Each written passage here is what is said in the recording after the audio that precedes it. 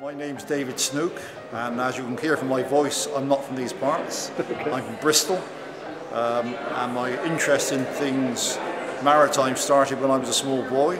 My grandmother used to talk to me about my grandfather's exploits in the Royal Navy during the Great War, which started me off. He served in the Dardanelles, and the ship he was on was sunk, torpedoed, and 570 men were killed out of 750. I decided to check on my grandmother's story and my grandfather's story by going to the National Archives in Kew and looking up the story of the sinking of the Goliath. And when I got there, I found that a lot of the men on board were Irish. Then I discovered these CR10 cars, these identity cars from 1918, which had photographs of the seamen on. And I found that time 50 odd seamen from Rush. We went through 300,000 cards and extracted the details for 23,000 Irish. And we probably didn't get all the Irish because I think some of them put down their birthplace is Liverpool. So anyway, we got 23,000 Irish. I put them on a website because that's one of the things I wanted to do, a searchable website so that people from across the world, Irish descent, could look for their ancestors. And I also thought it would be interesting because the standard of the photographs is great. Let's see what happens if you produce them locally. Work with local groups or museums that were interested, and luckily Dundalk were interested. Two benefits. First of all, Brian Walsh wanted to put all the seamen up, not a selection, so we got 350 Dundalk seamen, all the Dundalk seamen we could find up on the wall. I hope that the people here enjoy seeing it, and I hope to get feedback. The website is www.irishmariners.ie.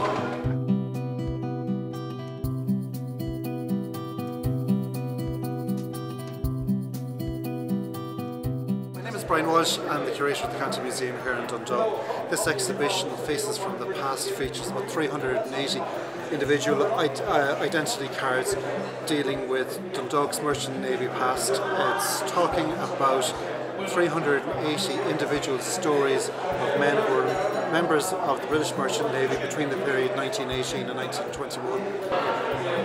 Its relevance to Dundalk is quite simple in that these cards contain the details of families and individuals who were born, reared in Dundalk and effectively went abroad to actually work and were based in Liverpool. And sort of like those ties, it just reminds us of where we've come from and that distance that we've made in just something as simple as 80 years. And from that point of view, this exhibition is hugely important.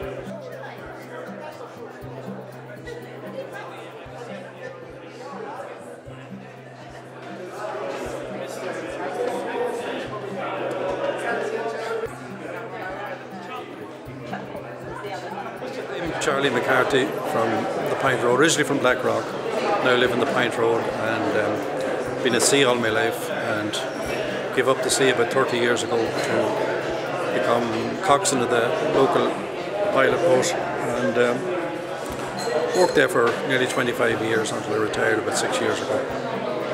And during that period I developed an interest in local history, maritime history, and started compiling information on the harbour really and seamen associated with it. And that's how I got interested in David's project here. We've had one fabulous feedback already. Jack Gray, the first man to come in here, and he immediately went looking for his family and found a photograph of his father and an uncle, Owen, who emigrated to America as a young man, and they'd never seen a photograph of him. It's the first, and it's one of the really sharp photographs. And he's delighted. Yeah. They had no information at all about him except that he went to America, and through David's website and coming here they found a photograph of him and a photograph of his father. I remember his father. His father worked on the quay as a docker, and he died a number of years ago. In the course of clearing out a lot of old stuff that were in the harbour, I discovered a massive collection of old documents and books in a shed behind the harbour office that had been dumped, and a lot of them rotten and unrecoverable. But I saved a lot of them, and there was a massive amount of stuff lost all the old tugboat journals and the sailing ship. I hope that we get feedback, but I hope that relatives and people who had Dundalk people at sea will get some satisfaction from it. And David's hoping to get feedback from them and put it all together on his website so that it's there for forever. And it's a wonderful project.